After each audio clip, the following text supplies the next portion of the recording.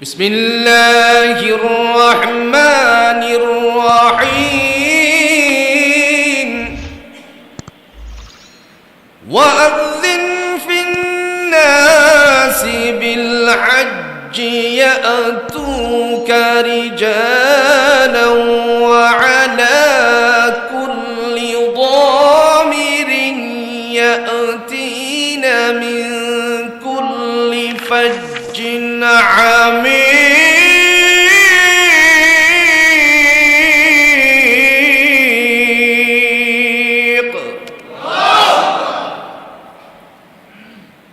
কুরআনুল হাকিমের মাধ্যমে আল্লাহ বললেন, ওয়াযিন ফিন-নাসি বিল-হাজ্জি ইয়াতুকা রিজালান ওয়া আলা কুল্লি দামির ইয়াতিনা মিন কুল্লি ফাজ্জিন আমিক।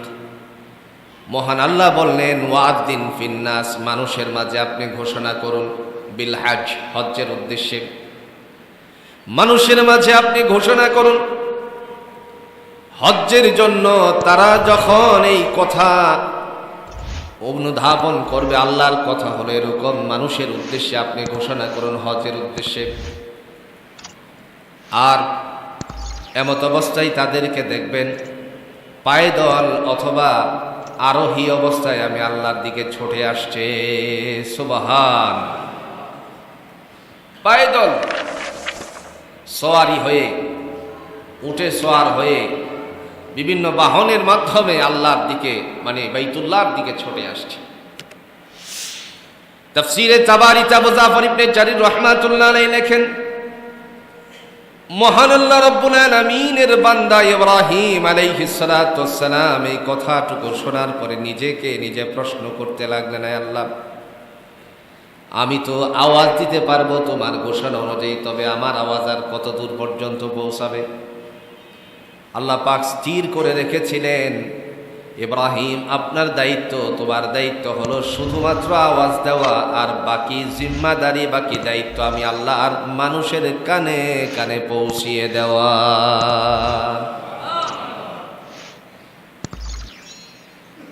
রাসূল আরবি সাল্লাল্লাহু আলাইহি ওয়াসাল্লাম তিনি ঘোষণা দেন।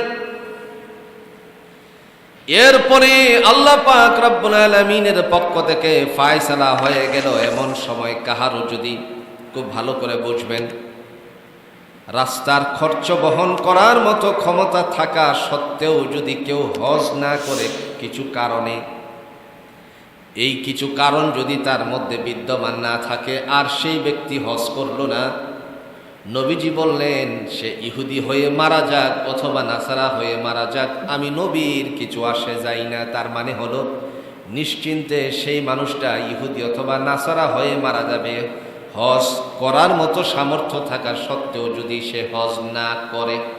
কে বলেছেন? মুহাম্মাদুর রাসূলুল্লাহ সাল্লাল্লাহু আলাইহি ওয়াসাল্লাম। আল্লাহ রাব্বুল আলামিনের হাবিব বলেন, দুনিয়ার জমিনে যাদেরকে আল্লাহ পাক সহায় সম্পত্তির মালিক বানিয়েছেন, তারপরে দেখা গেল রাস্তার খরচ বহন করার মতো ক্ষমতা থাকা সত্ত্বেও হজ করল না। আবার এমন কিছু কারণও তার মধ্যে বিদ্যমান ছিল না। কারণগুলো কি?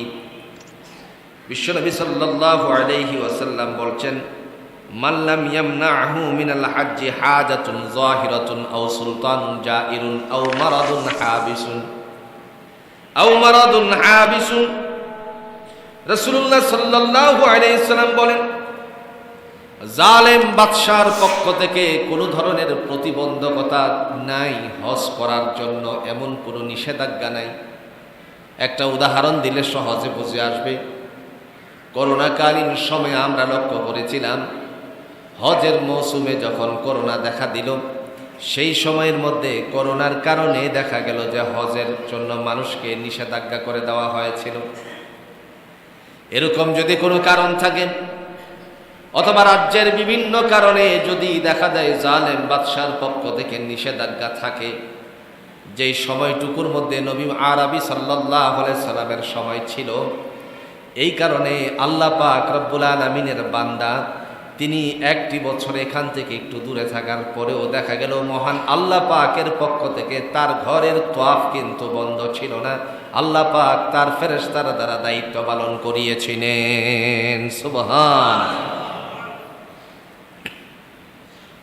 একটা সময় এরকম অতিবাহিত হয়েছিল, চুক্তিপত্র ছিল তাদের মাঝে। কথা বলার উদ্দেশ্য হলো, এরকম যদি কোনো কারণ না থাকে যে জালেম বাদশার পক্ষ থেকে মাল্লাম ইয়ামনাহু মিনাল হাজ্জি হাজাতুন যাহিরাতুন, মনে করেন প্রকাশ্য কোনো একটি জরুরি বিষয় সামনে এসে গেছে, যেই কারণে হজ করা সম্ভবপর হচ্ছে না, উপযুক্ত কন্যা সন্তান, বিবাহের দিন তারিখ ঠিক হয়ে গেল, এবছরটার মধ্যে সমস্যা এবং কঠিনতর রোগ হয়ে গেছে, নিজের না পরিবারের একজন বিবিরই ধরেন সমস্যাজনিত কারণে সেই বছর হজ করতে পারল না, আল্লাহ রাসূল বলেন তার জন্য ছাড় দেওয়া আছে। সুবহানাল্লাহ। এরপরে তিনি বলেন,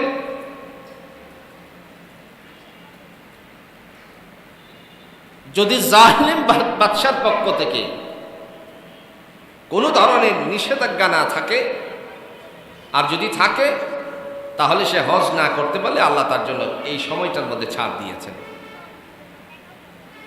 আও মারাদুন হাবিসুন, রাসূলুল্লাহ সাল্লাল্লাহু আলাইহি ওয়াসাল্লাম বলছেন, মান লাম ইয়ামনাহু মিনাল হাজ্জি হাজাতুন যাহিরাতুন আও সুলতানুন জাইরুন আও মারাদুন হাবিসুন, জালিম বাদশার পক্ষ থেকে কোনো ধরনের নিষেধাজ্ঞা না থাকলে সে অবশ্যই হজ করতে হবে, অথবা প্রয়োজনীয় এমন একটি কারণ এসে দাঁড়িয়েছে যেটা না করলে নাই হয়, তখন এই জায়গার মধ্যে দেখা গেল যে হজ থেকে এই বছর বিরত থাকতে পারে, আল্লাহর কাছে কামনা করবে, আল্লাহ আগামী দিন পর্যন্ত আমার হায়াত বাড়িয়ে দিও।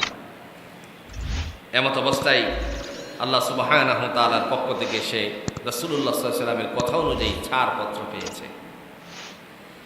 এরপরে রাসূলুল্লাহ সাল্লাল্লাহু আলাইহি ওয়াসাল্লাম তিনি আরো ঘোষণা দিয়েছেন, এমত অবস্থায় যদি কেউ অসুস্থ হয়ে পড়ে, অসুস্থ ব্যক্তির জন্য যদি হজ করতে শারীরিক দিক থেকে সক্ষমতা না হয়, মনে করেন সে নিবন্ধন করছে, নিবন্ধন করার পর হজ সামনে এসে গেল, এমন সময় সে এমন অসুস্থ হয়ে গেল, সুস্থতার সময় আর হজের আগে হলো না, তখন যদি সে হজ না করে তাহলে আল্লাহ রাসূল সাল্লাল্লাহু আলাইহি ওয়াসাল্লাম বলেন আল্লাহ তার জন্য সাময়িক ছাড় দিয়েছেন। সুবহানাল্লাহ। এছাড়া সে যদি হজ না করে, রাসূলুল্লাহ সাল্লাল্লাহু আলাইহি ওয়াসাল্লাম বলেন ফামাতা ওয়ালাম ইয়াহুজ্জা ফালইয়ামুত ইনশাআ ইয়াহুদিয়্যা ওয়া ইনশাআ নাসরানিয়্যা, এই সমস্ত কারণ যদি তার মধ্যে বিদ্যমান না থাকে, এমনিতেই সে হজ করলো না, তাহলে সে হয়তো ইহুদি হয়ে মারা যাবে অথবা নাসারা হয়ে মারা যাবে, এটা হলো চূড়ান্ত। রাসূল এইভাবে বলছেন, সে ইহুদি হয়ে মারা যাক অথবা নাসারা হয়ে মারা যাক, আমি রাসূলের কিছুই আসে যায় না। তার মানে যেহেতু দুইটা কথা চলে আসছে, সেহেতু তারে আল্লাহ বিপদগামী করেই দিয়েছেন। এখন আসেন, সামর্থ্য নাই, আল্লাহ আপনার উপরে এই বিধান জারি করেনও নাই, কিন্তু আশাবাদী হওয়া তো আল্লাহ নিষেধাজ্ঞা করেন নাই। সাইয়্যিদুল মুরসালিন আহমদ মুস্তাফা সাল্লাল্লাহু আলাইহি ওয়াসাল্লাম জাতির উদ্দেশ্যে আল্লাহর দিকে মুতাওয়াজ্জহ হওয়ার জন্য তিনি ঘোষণা দিয়েছেন, বান্দা যখন আল্লাহর কাছে চায়, মহান আল্লাহ রাব্বুল আলামিন বান্দার চাহিদা পূরণ করার জন্য নিজের পক্ষ থেকে যেন প্রস্তুতি গ্রহণ করার জন্য, আল্লাহর পক্ষ থেকে বান্দার চাহিদা পূরণ করার জন্য অঙ্গীকার করেছেন। সুবহান। বান্দা চাইতে হবে কার কাছে? একটু জোরে কোন, কার কাছে? আল্লাহর কাছে। বাস্তবতার ইতিহাস, যেটা আমি আমার একজন হাজীর সাথে সাক্ষাৎ হওয়ার পর তারে জিজ্ঞেস করেছিলাম, প্রতি বছর গিয়ে এই রমজানে তারে পাওয়া যায়, প্রত্যেক বছর রমজানে গিয়ে মানুষটারে পাওয়া যায়, কিন্তু সে হচ্ছে প্রতিবন্ধী। প্রতিবন্ধী মানুষ তোয়াফ করতেছে, তার জন্য আলাদা করে একটা সিকিউরিটির ব্যবস্থাও আছে, মাঝে মধ্যে, সবসময় না। আবার কাহারও সামনে যদি পড়ে যায় যে এই মানুষটা তোয়াফ করতেছে, তখন তাকে সুযোগ করে দেওয়া হয়। কথা বলার উদ্দেশ্য হলো, আমি তারে জিজ্ঞেস করেছিলাম যে আপনার এই অবস্থায় প্রত্যেক বছর আপনার সাথে আমার সাক্ষাৎ হয়, একটু মেহরবানি করে বলবেন তো। তখন সে আমাকে বলল যে আমি আল্লাহর কাছে কামনা করেছিলাম, আমার এলাকার একজন শিল্পপতি মানুষ, আমি নামটা বলতে চাই না, উনি এই অবস্থার মধ্যে আমার আশাটার উপর আমি অনেক সময় পেরেশান ছিলাম। পেরেশানি হওয়ার পর দেখা গেল আমি ইচ্ছা পোষণ করেছি। ইচ্ছা পোষণ করার পর হঠাৎ করে ওনার কানে খবরটুকু পৌঁছালো, তারপর উনি আমার হজ্জের প্রতি বছরে জিম্মাদারি নিয়েছেন, ওমরার জন্য জিম্মাদারি তিনি নিয়েছেন। এটা আপনাদের কাছে মনে হয় একটু কথাটা কেমন কেমন লাগে, তাই না? এর আরেকটা বাস্তব উদাহরণ দিই, আপনারা ইউটিউবে চার্জ দিলে পাবেন। কুয়াকাটা সৈকতে এক বয়সের ভারে যথেষ্ট পরিমাণের বয়স্ক মানুষ, তিনি পান বিক্রি করে, কি বিক্রি করে? পান বিক্রি করে। আর এই পান বিক্রি করে করে সে টাকাগুলো জমাচ্ছে শুধুমাত্র একটি কারণে, সেই কারণ হলো যে আল্লাহর ঘরের মেহমান হবে। সুবহানাল্লাহ বলছেন। আচ্ছা বলেন তো, পান বিক্রি করে কি আল্লাহর ঘরে মেহমান হওয়া যায়? হ্যাঁ, হওয়া যাবে? এই টাকা জমা করে কি হওয়া কি সম্ভবপর? আর ওনার যে বয়স, এই বয়সের হিসাব করলে দেখা যাবে জীবন শেষ হয়ে গেছে। আবার এই যে সোশ্যাল মিডিয়ার এই সমস্ত ভাইয়েরা যখন সমুদ্রের পাড়ে দিয়ে ঘোরাঘুরি করে, ওনাদের কাছে এই বয়সে পান বিক্রি করতেছে বা তার যে মনের ভাষাটুকু তারা যখন জানতে চাইল, তখন তাদের কাছে ব্যক্ত করা হলো। সে বলছে যে আমি আল্লাহর ঘরের মেহমান হতে চাই, আমি হজে যেতে চাই, এই টাকাগুলো জমা করতেছে। এগুলো রীতিমতো ভাইরাল হয়ে গেল। ভাইরাল হয়ে যাওয়ার পর একজন হৃদয়বান ব্যক্তি তার পাশে দাঁড়িয়ে আল্লাহর ঘরের মেহমান হওয়ার জন্য তারে সুযোগ করে দেওয়া হয়েছে। এটা তো আমাদের বাংলাদেশের কথা। যে গত বছরের এই ভাইরালকৃত একটি ঘটনা। কথা বলার উদ্দেশ্য হলো, চাইতে হবে আল্লাহর কাছে।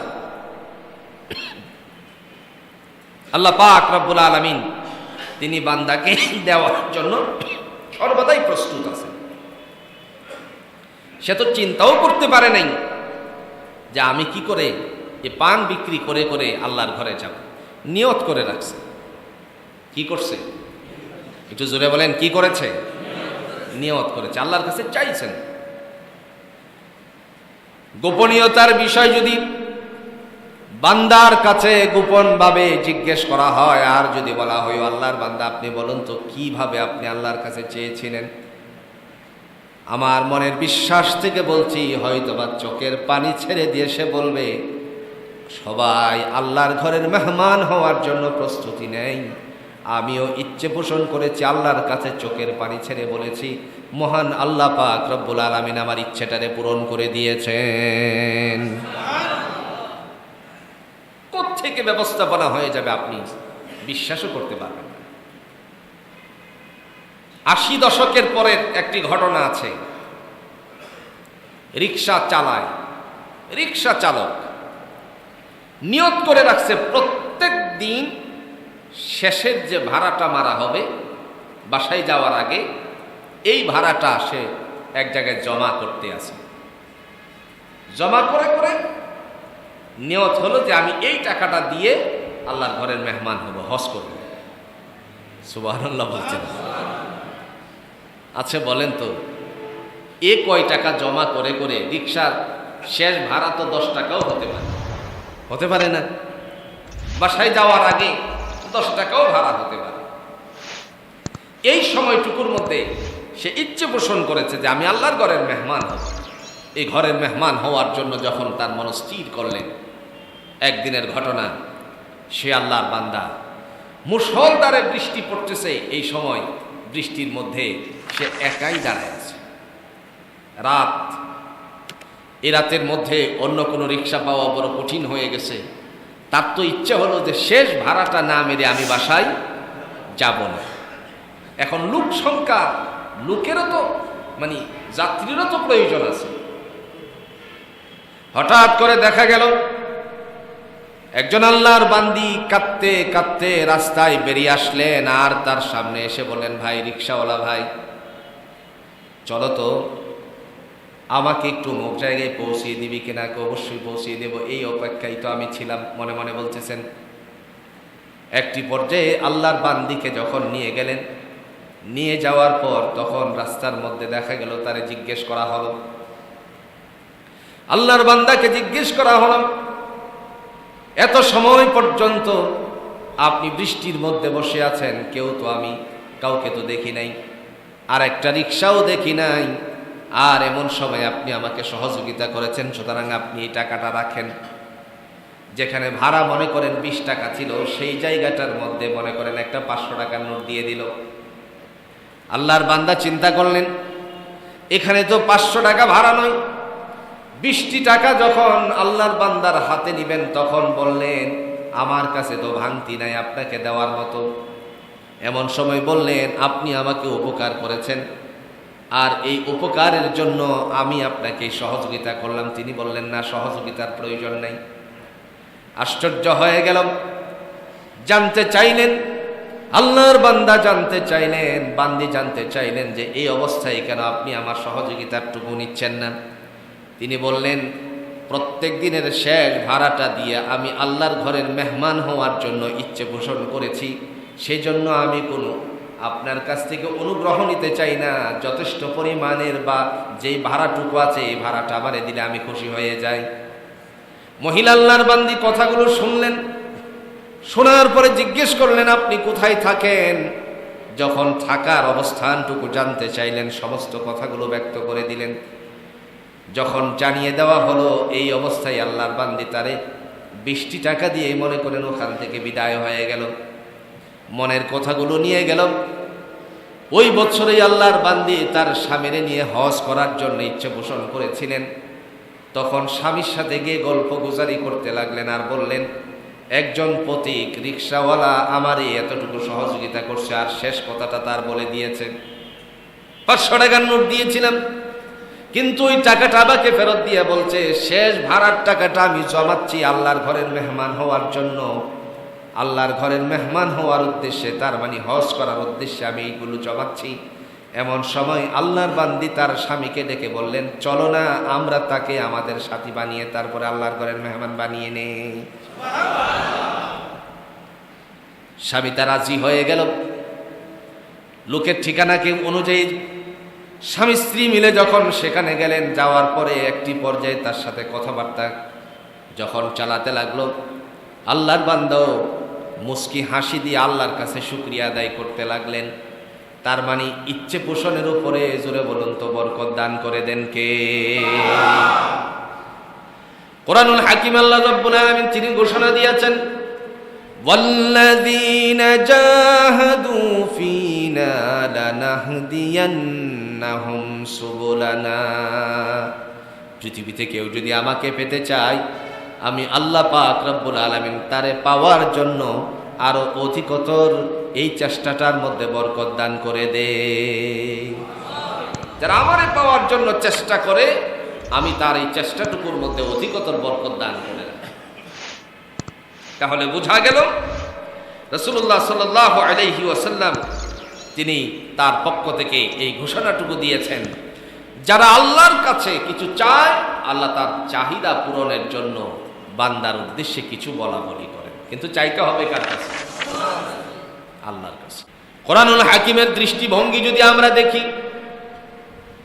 মহান আল্লাহ রাব্বুল আলামিন তিনি ডাক দিয়ে বলছেন, বান্দারে, উদউনি আস্তাজিবু লাকুম, তোমরা আমার কাছে চাও, আর আমি আল্লাহ চাওয়ার পরে এই চাহিদা পূরণ করার জন্য প্রস্তুত আছি। উজিবু দাওয়াতাদ দাঈ ইযা দাআন, যদি কেউ আমার কাছে চায় আমি আল্লাহ তার চাহিদা পূরণ করব ইনশাআল্লাহ। তো চাইবো আমরা কার কাছে? আল্লাহর কাছে। মনে মনে চিন্তা করতে পারে অনেকেই, বাংলাদেশে এই অবস্থাটুকু হচ্ছে, টাকা বেড়ে গেছে হজ করতে, কথা বলেন ঠিক কিনা? অনেক টাকা। তবে এর পিছনে কিছু সিন্ডিকেটও আছে। আল্লাহ যেন তাদেরকে হেদায়েত দান করেন। আর একটু জোরে কোন আমিন। আমাদের পার্শ্ববর্তী দেশ ভারত, এই ভারতের থেকে 3 থেকে 3.5 লাখ 4.5 লাখ টাকা হলে হজ করা যায়, আর আমাদের দেশে এখন প্রায় 7.5 লাখ, কথা বলেন ঠিক কিনা? এই অবস্থায় অনেকেই চিন্তা করতে পারে অনেক টাকা নষ্ট হয়ে যাবে, এত টাকা দিয়ে হজ করার প্রয়োজনীয়তাটা কি? রাসূল সাল্লাল্লাহু আলাইহি ওয়াসাল্লাম তিনি 1400 বছর আগে একটি ঘোষণা দিয়েছেন। নবীজি বলেন, তাবিউ বাইনাল হাজ্জি ওয়াল উমরাতি ফা ইন্নাহুমা ইয়ানফিআনিল ফাকর ওয়াল যুনুব। রাসূলুল্লাহ সাল্লাল্লাহু আলাইহি ওয়াসাল্লাম বলছেন, যারা হজ এবং উমরা পালন করে তার পকেটের পয়সাগুলো, তার মওজুদকৃত পয়সাগুলো খরচ করে, আমি রাসূল ঘোষণা দিলাম আল্লাহ সুবহানাহু ওয়া তাআলার পক্ষ থেকে তার দারিদ্রতা মোচন করে দেন। তার মানে পকেট থেকে যা যাবে তার ডাবল ঢুকাই দিবে কে? একটু জোরে কর না, ঢুকিয়ে দিবে কে? এটা আমাদের দেশে অভ্যাস নেই, কিন্তু আপনি যারা হজে যান তাদের কাছে জিজ্ঞেস করবেন, ফিলিপাইনের আপনার সকল নারী পুরুষ, বিশ্বের কিছু দেশ আছে বিবাহের আগে হজ করা বাধ্যতামূলক। বিবাহের আগে হজ করা কি বাধ্যতামূলক। উমরা পালন করতে যাবে বিয়ের আগে বাধ্যতামূলক। কিন্তু আমাদের দেশে বিয়ে করার পর টাকা খরচ করে সিঙ্গাপুর ঘুরতে যায়, এরকম আছে কিনা? কোন দুবাই চলে গেল টুরিস্ট ভিসা নিয়ে, তারপরে চলে গেল বিভিন্ন জায়গায় ঘুরতে গেল। এই মতাদর্শ চেঞ্জ করতে হবে। বিয়ের পরে সিঙ্গাপুর না গিয়ে স্বামী স্ত্রী মিলে আল্লাহর ঘরের মেহমান হওয়ার জন্য উমরাতে চলে যাবে, নিয়তে রাখবে। বরকত দিবে কে? সিঙ্গাপুর গিয়ে পয়সা খরচ করলো, বিভিন্ন জায়গাগুলোতে তারা ঘুরলো, গুনাহের বোঝা নিয়ে তারপরে বাংলাদেশে আসলো, কথা বলেন ঠিক কিনা? তা যদি না করে আল্লাহর ঘরে চলে যায়, তখন গুনাহ হবে না গুনাহ মাফ হবে? একটু জোরে কোন, গুনাহ হবে না গুনাহ মাফ হবে? এটাই নিয়তে রাখতে হবে। সাইয়্যিদুল মুরসালিন আহমদ মুস্তাফা সাল্লাল্লাহু আলাইহি ওয়াসাল্লাম বলেন, কোন আল্লাহর বান্দা অথবা বান্দি আল্লাহর ঘরের মেহমান হওয়ার পরে কিছু জায়গায় দাঁড়িয়ে যদি আল্লাহর কাছে কিছু চায়, সাথে সাথে মহান আল্লাহ রাব্বুল আলামিনের পক্ষ থেকে বান্দা বান্দির দোয়াকে কবুল করে নেন। কাবা ঘরে 7টি জায়গা আছে দোয়া কবুলের। কয়টা জায়গা?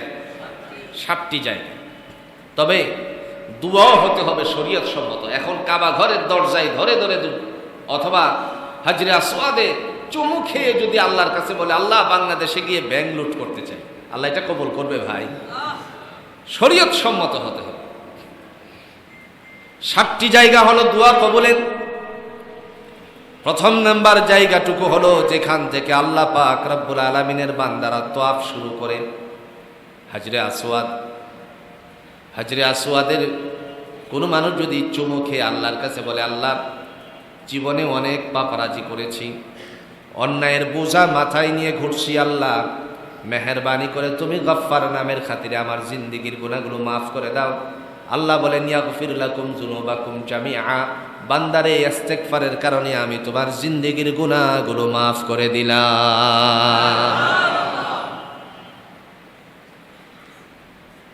দ্বিতীয় নাম্বার জায়গা হলো যেখানে পুলিশ দাঁড়িয়ে থাকে, একজন সর্তা দাঁড়িয়ে থাকে, ওখানে আমাদের বাংলাদেশে বলা হয় পুলিশ, আর ওখানকার পুলিশদেরকে বলা হয় সর্দার।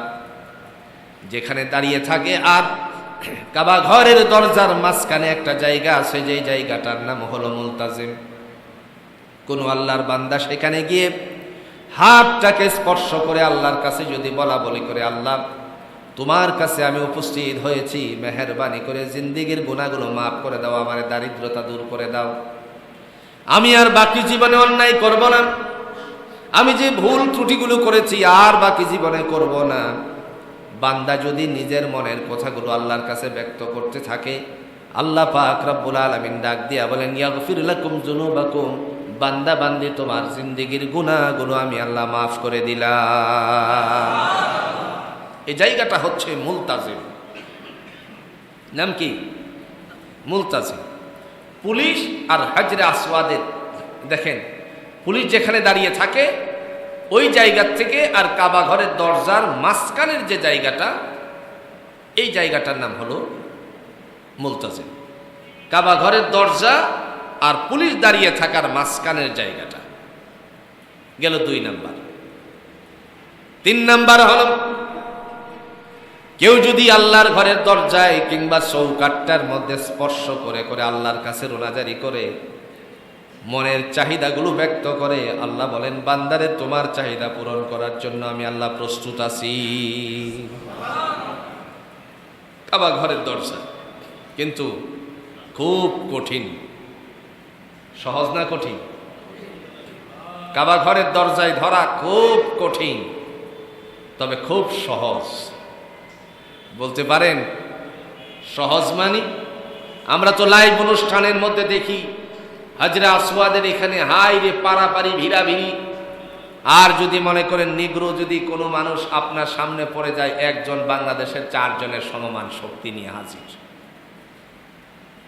কথা বুঝতে পারছেন?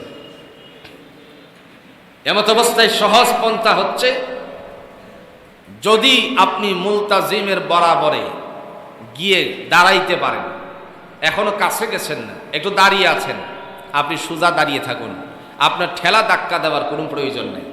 আপনারে ঠেলতে ঠেলতে এখানে দাঁড়ায় দাঁড়ায় আল্লাহর কাছে বলতে থাকেন, আল্লাহ আমি তোমার ঘরের মুলতাজিমের এখানে আসছি, আমি তোমার ঘরের দরজায় ধরতে চাই, আল্লাহ মুলতাজিমে হাতটা লাগাইতে চাই, আমার বুকটা লাগাতে চাই, আল্লাহ তোমার ঘরটার মধ্যে আমার মুখটা লাগাতে চাই।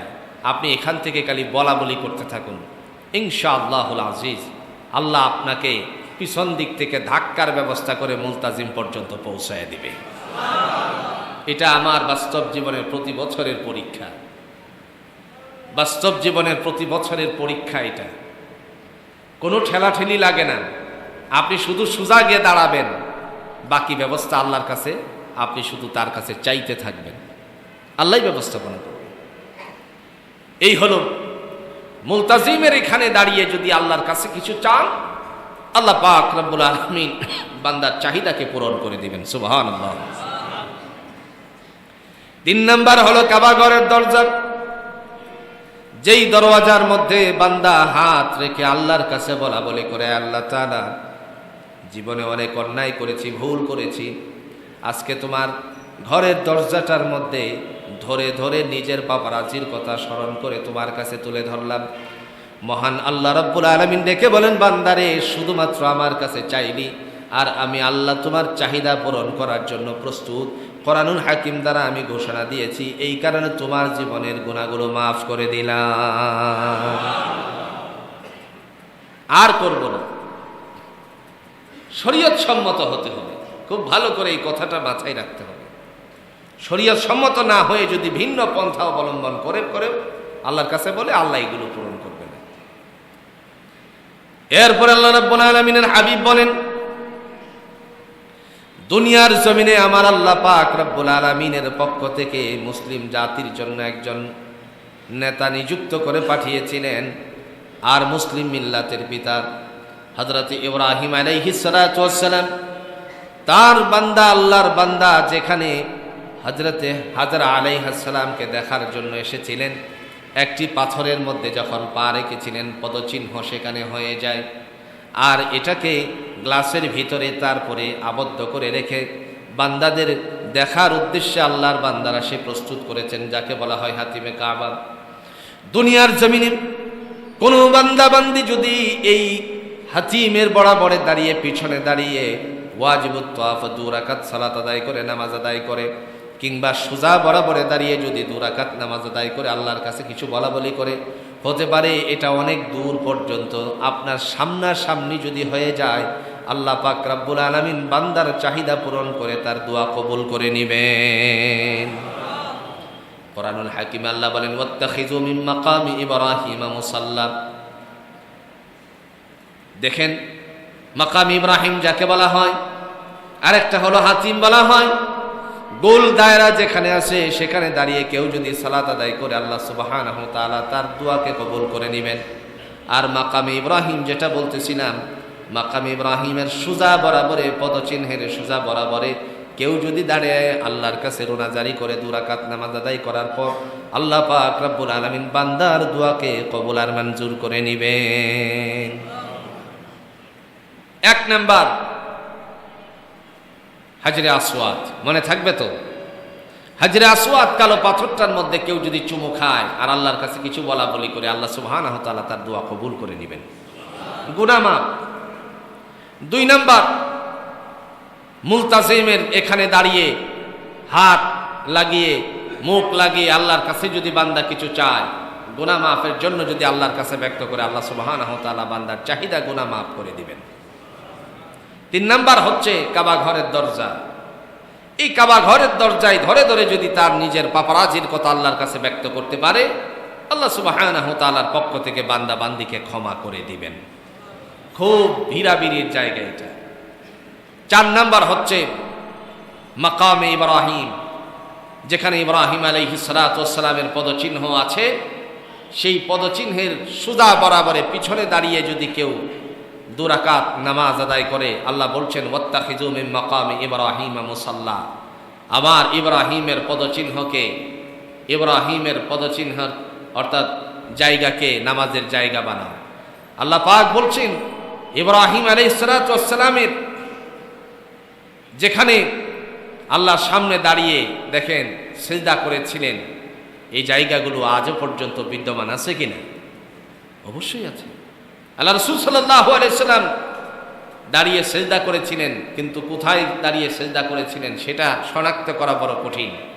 কিন্তু এই অবস্থায় হযরত ইব্রাহিম আলাইহিস সালাম মাকাম ইব্রাহিমের এখানে যদি কেউ দাঁড়িয়ে আল্লাহর পায়ে সিজদা করে, তাহলে আল্লাহ সুবহানাহু ওয়া তাআলা তার বান্দার মনের চাহিদাকে পূরণ করে দিবেন। এরপরে 5 নাম্বার হচ্ছে হাতিম, একটা গোল জায়গা আছে, এটার ভিতরে যদি দাঁড়িয়ে কেউ 2 রাকাত নামাজ আদায় করে আল্লাহর কাছে চায়, আল্লাহ রাসূল সাল্লাল্লাহু আলাইহি ওয়াসাল্লামের সাহাবীরা এইগুলোতে, এই জায়গাগুলোতে দাঁড়িয়ে দাঁড়িয়ে আল্লাহর কাছে চাইতেন, আল্লাহ সুবহানাহু ওয়া তাআলা বান্দার চাহিদা পূরণ করে দিবেন। সুবহানাল্লাহ। 6 নাম্বার জায়গা হলো যেই একটি কোণা, যেই কোণাটাকে রুকনে ইয়ামানি বলা হয়, নবী আরবি সাল্লাল্লাহু আলাইহি সাল্লাম সেই জায়গাতে স্পর্শ করতেন। সাহাবীরা এই কোণাটার মধ্যে এরকম করে 2 হাত দিয়ে অথবা 1 হাত দিয়ে কমপক্ষে স্পর্শ করতেন। এখন ভিড়াভিড়ির কারণে তারা তো দাঁড়িয়ে নিজেদের আত্মসমর্পণ করতেন আল্লাহর সামনে, হাত লাগাতেন, বুক লাগাতেন। এখন এত সময় পর্যন্ত হাত বুক লাগানোর মতন কঠিন হয়ে যায়, কারণ ভিড়াভিড়ির কারণে। বান্দা বান্দি যদি এমত অবস্থায় তার হাতকে স্পর্শ করে একটি নিয়ত করে আল্লাহর কাছে কিছু বলা বলি করে, আল্লাহ রাব্বুল আলামিন বান্দার চাহিদা পূরণ করার জন্য এবং গুনাহগুলো মাফ করার জন্য অঙ্গীকারাবদ্ধ হয়ে আছেন। এই কোণাটার নাম হলো রুকনে ইয়ামানি। ঠিক রুকনে ইয়ামানির বরাবরে আরেকটি জায়গা আছে, 7 নাম্বার জায়গা হলো আল্লাহর ঘরে দোয়া কবুল হওয়ার 7 নাম্বার জায়গা হলো রাসূলুল্লাহ সাল্লাল্লাহু আলাইহি ওয়াসাল্লাম যেখান থেকে মেরাজ হয়েছিল, যেই জায়গাটা থেকে মেরাজ হয়েছিল, 2টা মত, একটা হলো উম্মে হানির বাড়ি, আরেকটা হলো কাবা ঘর, দুটাই কাছাকাছি। কাবা ঘরের দরজা, তার মানে হলো নিচে নামার সময়ে প্রধান যে গেটটুকু আছে, যাকে কিং আব্দুল আজিজ গেট বলা হয়, এই আব্দুল আজিজ গেট থেকে নামার কোনো সময়ে হাতের বাম দিকে 4টা বড় বড় পিলার আছে। ওই বড় পিলারের বরাবরেই মাঝখানেই আল্লাহ পাক রব্বুল আলামিনের বান্দি রাসূলুল্লাহ সাল্লাল্লাহু আলাইহি ওয়াসাল্লামের ফুফির বাড়ি ছিল, তার নাম ছিল উম্মে হানি। এই উম্মে হানির বাড়িতে বসে যদি কেউ আল্লাহর কাছে রোনাজারি করে, আল্লাহ তুমি আমারে ক্ষমা করে দাও, আল্লাহ পাক রব্বুল আলামিনের পক্ষ থেকে বান্দার জিন্দেগীর গুনাহ মাফ করে দেওয়ার জন্য আল্লাহ অঙ্গীকারাবদ্ধ হয়ে আছেন। যে কোনো সমস্যা নিয়ে এখানে যদি আপনি একটু আল্লাহর কাছে বলেন, আল্লাহ মাফ করে দিবেন। বাস্তবতার ঘটনার থেকে আমি বলতে পারি, অনেক ব্যথা ছিল পিঠে, সেই জায়গাটার মধ্যে শুয়ে আল্লাহর কাছে যখন এই কথাগুলো তুলে ধরা হলো, ক্ষণিকের মধ্যেই আমার পিঠের ব্যথাটুকু আল্লাহ দূর করে দিয়েছেন। কাবা ঘরের এই 7টি জায়গায় বান্দি যখন আল্লাহর কাছে কিছু বলা বলি করবে, আল্লাহ সুবহানাহু তাআলার পক্ষ থেকে বান্দার জিন্দেগীর গুনাহ মাফ সহ বান্দার মনের চাহিদা, বান্দির চাহিদা পূরণ করে দেওয়ার জন্য আল্লাহ অঙ্গীকার করেছেন। এজন্য আমরাও আল্লাহর কাছে চাইবো, আল্লাহ আগামী দিনে আমাদেরকেও তোমার ঘরের মেহমান হিসাবে কবুল আর মঞ্জুর করে নিও। আরো জোরে বলেন আমিন। তিনি আরো ঘোষণা দিয়েছেন, দুনিয়ার জিন্দেগিতে বান্দারা যারা হজ করতে যাবে তাদের জন্য কিছু দিক নির্দেশনা আছে। সেখানে যাওয়ার পরে এমন কোনো গালমবুজ করা যাবে না, অন্যায় ফাহেশামূলক কথাবার্তা বলা যাবে না, এর থেকে নিজেদেরকে সেভ করতে হবে। এই জায়গাটাতেই বড় সমস্যা, খুব ভালো করে বুঝবেন। এটাকে নিয়ে আপনার যারা বিশেষ করে বাংলাদেশের আমি সবাইকে বলছি না, ঢালাওভাবে বলছি না, কিছু কিছু হজ এজেন্সি আছে, কিছু কিছু বলে একটা করে, কথা কি ভুল বলেছি? কিছু কিছু হজ এজেন্সি আছে, বলে একটা করে আর একটা। কারণ তাদের হাদিস জানা আছে, হজ করতে এসে গালিগালাজ করা যাবে না, হজ করতে এসে রাগান্বিত হয়ে আপনার মারপিট করা যাবে না। এই হাদিসটা যখন তাদের জানা হয়ে গেল, ব্যাস তখন হাজিদের সাথে বলে একটা করে আর একটা। বলছে বাড়ি করে দিব, যে বাসায় থাকবেন এটা হলো 30টা।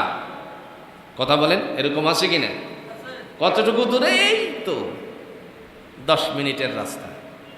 পরে নিয়ে দেয় মোটামুটি আকারে 30 মিনিট লাগে, এরকম আছে কিনা? করে এই অসাধু মানুষগুলো বাংলাদেশে মোটামুটি ভাবে যথেষ্ট পরিমাণে বাড়তে আছে। আর এই কথাটা খুব মারাত্মক ধরনের, এটা খুব ভালো করে মাথায় রাখবেন। এরপরে আপনার সাথে কথা বলছে যে রিয়াদুল জান্নাহ করাবে।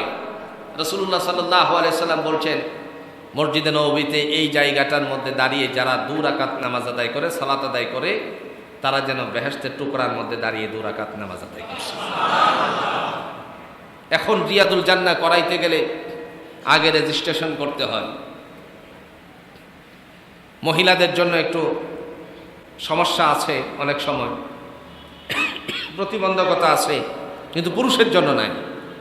কিন্তু দেখা গেল তারা নিয়ে যায়, নিয়ে যাওয়ার পরে রিয়াদুল জান্নাহ করায় না। কেন করায় না?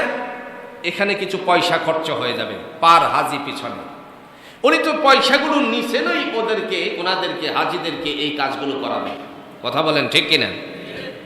এই পয়সাগুলো যেন খরচ না হয়, এই জন্য অসাধু ব্যবসায়িক বের হয়েছেন, হজ এজেন্সির নামে আপনার হাজিদের সাথে নানা ধরনের অশুভনীয় আচরণ করছে। কথা বলেন, এরকম আছে কিনা? আমি তাদেরকে শুধরানোর জন্য বিনীতভাবে আবদার জানাচ্ছি। শুধু তাই নয়, এমনও অবস্থা তৈরি হচ্ছে বাংলাদেশের বিশেষ করে বাংলাদেশের কিছু আপনার এজেন্সির কিছু মুআল্লিমদের এমন অবস্থা তৈরি হচ্ছে, বড় হজের সময় কোরবানি করতে হবে। কি করতে হবে? কোরবানি করতে হবে। 7 শরিয়ার লাগবে। কোরবানি করার পশু দেখায় দিচ্ছে দূর থেকে, ওই যে এটা আপনার পশু, অথচ এই পশু টাকা নিছে 5 জন থেকে 10 জনের কাছ থেকে। নাউজুবিল্লাহ বলছেন না? 5 জন থেকে 10 জনের কাছ থেকে এই পশুর টাকা নিছে। দেখিয়ে দিচ্ছে আঙ্গুল দিয়ে, এই পশুটা আপনার জন্য, এই তুম্বাটা আপনার জন্য কিনে আনছি। ওনারে ব্যাস বিদায় করে দিয়ে আরেকজনকে নিয়ে গেল, আরেকজনকে নিয়ে বলছে এই পশুটা আপনার জন্য কিনে আনছে। এটা হলো আপনার দুম্বা। এইগুলো চলছে। আবার দেখা গেল আপনার রিসিপ্ট, খুব ভালো করে বুঝবেন, এগুলো আগামী দিনের জন্য আপনাদের প্রস্তুতি, যদি আল্লাহ কবুল করেন। নিজে যাবেন, নিজে গিয়ে কোরবানিটা করে আসবেন, একটাই ছুরি চালিয়ে আসবেন। আল্লাহ আপনার এই কোরবানির দ্বারা নিজেদের জীবনটাকে সুন্দর করে দিবেন। বলবে কি যে ব্যাংকে নেওয়া হচ্ছে, সরকারি একটা বিষয় রাখা হয়েছে, ব্যাংকে দেওয়া হবে। ব্যাংকে দেওয়ার জন্য আপনাকে বলছে যে আমাকে দিতে পারেন বা আপনি দিয়ে আসেন। খুব সাধুভাবে বলে দিচ্ছে যে আপনি দিয়ে আসেন, সমস্যা নেই, ব্যাংকে দিয়ে আসেন। আপনি তো সহজ ভাষায় বলে দিবেন, দেখেন এটা আমি আরবি ভাষা টাষা বুঝি না, তো আমি কিভাবে দিতে যাব, আমারে একটা কথা বললে তো আমি উল্টো বুঝবো। তখন আপনি আমারটা একটু দয়া করে দেন। উনি নিয়ে গেলেন, নিয়ে যাওয়ার পর ব্যাংকে জমা দিল। ব্যাংকে জমা যেই রিসিপ্টটা দেয়, বাঙালি যে কত চালাক, দুর্নীতিবাজ, কত যে দুর্নীতিবাজ। বাংলাদেশ থেকে যাওয়ার আগে কিংবা ওই দেশে কিছু লোক ফিটিং রাখছে, ওই ব্যাংকের রিসিপ্টটা যেরকম এরকম কয়েকটা রিসিপ্ট বানায় নিছে। নাউজুবিল্লাহ বলছেন না? কল্যাণকর কাজে অকল্যাণকর কাজ। আপনার সমস্যা নেই, সমস্যা আপনার না, হাজিদের সমস্যা না, সমস্যা কার? একটু জোরে বলেন, সমস্যা কার?